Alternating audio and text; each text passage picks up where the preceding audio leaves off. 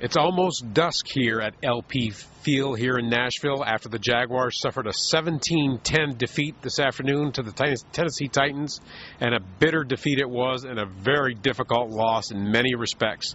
This is Gene Frenette and Vito Stellino reporting here for Jacksonville.com. And Vito, it wasn't just the 17-10 result that was bad for the Jaguars today. The medical report that when it comes out tomorrow could bring on more devastating news. Jaguars losing a couple starting guards today. Maurice Williams to a biceps injury in pregame, no less. Then losing Vince Manawai. Then having Uche Nwaneri go out for a knee issue.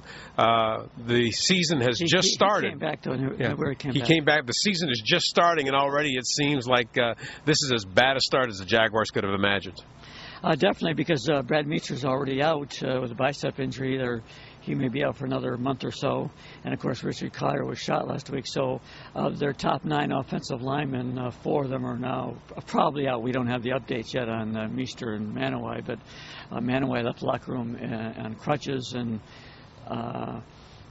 Williams may have the same kind of bicep injury that Meester had, so it certainly doesn't look good. And by the end of the game, they were down to the 5 linemen they had on an active roster, and their only other lineman on the roster is Charles Spencer, so they may have to go out hustling and try to find some people off the waiver wire. And as you can imagine, with the offensive line being decimated by injuries, the rest of the offense showed the effects of it. Dave Garrard sacked 7 times today, hurried on 11 other occasions, and he got a little bit of a taste today of what Tom Brady felt in the Super Bowl last year, that and it doesn't matter how good a quarterback you are, when you're getting that kind of pressure, it's hard to really perform. No question. The old cliche, starts in the trenches, it starts the offensive line, and if they can't get this line straightened out and protect him better, they're going to have some big problems. And that's why this Buffalo game coming up next Sunday, that's not a huge game. They play at Indianapolis the following week, so they need to get together in a hurry.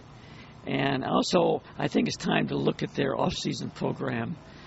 Jeff Fisher's now just manhandled them twice in a row in the opening game of the season.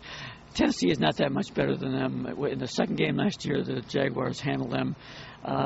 Jeff Fisher, he plays his regulars in the final preseason game. He practices in the daytime instead of night during training camp. I just have to wonder whether the Titans just come into that first game more ready to play than the Jaguars do.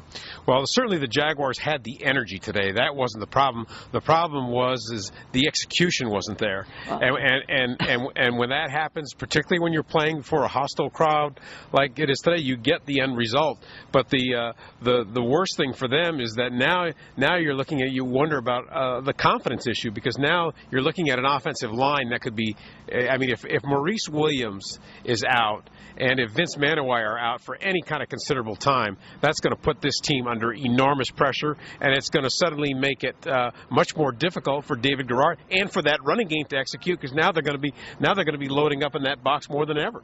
Yeah, no question. Tennessee came out. They said, "Hey, we're going to put 8 men in the box, stop the running game. You can't beat us with their receivers." Jerry Porter out, and you have Matt Jones and Reggie Williams as starting receivers. That's very problematic. Jones made some catches today, but I still don't think he's the kind of game breaker that makes a big difference. So every team now will just line up, inside rush blitzes the interior of the line to take away the running game, and then they can also rush the passer. So this situation is not good, and this will kind of test the resolve of this team. And can they find ways to compensate and keep this thing from unraveling? There wasn't many bright spots today here for the Jaguars, but one was the play of Matt Jones. Matt Jones, again, continued to build on the preseason. He made some plays here and there, got the Jaguars in position to score. Brian Witherspoon, the special teams rookie punt returner and kick returner, did a fabulous job for the Jaguars today. Unfortunately, they couldn't take advantage of it. That's the good news. The bad news for the Jaguars, unfortunately, is they've got Buffalo coming up, and you've got a motivated ex-Jaguar in Marcus Stroud who's going to look at this film, see what Albert Hainsworth was able to do to disrupt this offense, and thinking that he's going to come back into Jacksonville next week and do the same thing. Reporting from LP Field in Nashville, this is Gene Frenette and Vito Stellino for Jacksonville.com.